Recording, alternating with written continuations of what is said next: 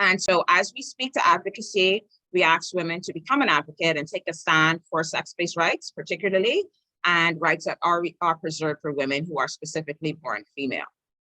Our second point is women's rights in the Bahamas. So we couldn't kind of not, speak to advocacy without addressing women's rights here.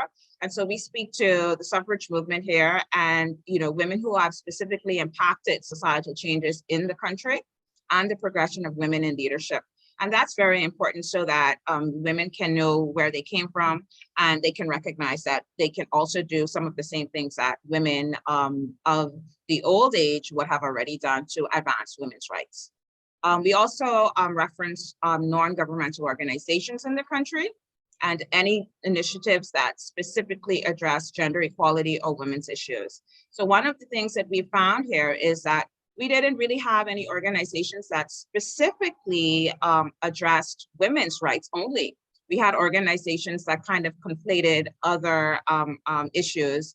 And that kind of was challenging because when we talked about specific recommendations that would have been made by organizations like, or the committee, that's the CEDAW committee, we found that these other organizations, which were women's organizations, didn't meet those targets. And so WDI had the opportunity to be able to be that organization that really speaks for women's rights specifically only.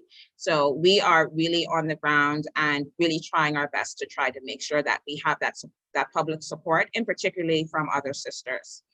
Again, we also discuss language and terminologies in this masterclass, and that's speaking to point 3, which is gender. And we define gender and we dissect the term and really highlight how volatile the word is for women's rights. And that is where the discussion begins for women, and, having women become familiar with the socialization of the word gender and really how it impacts policies and whether or not it is, I will say whether or not it is relevant to what's going on in terms of policies, and if, the word, we need to have the word a part of certain policies for women. And so these are questions that are asked. The master classes are directed towards women who are already really involved in the community or at the policy level in their industries. So we've kind of segmented it to make sure that these are some of the top women in the country, and they are the women who are sitting at the table and making changes within their institutions.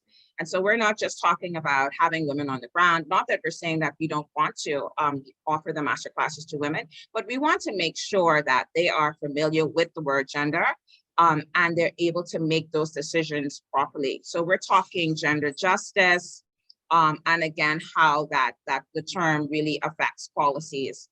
And then finally, we introduce the participants to Women's Declaration International and what the organization represents and its declaration.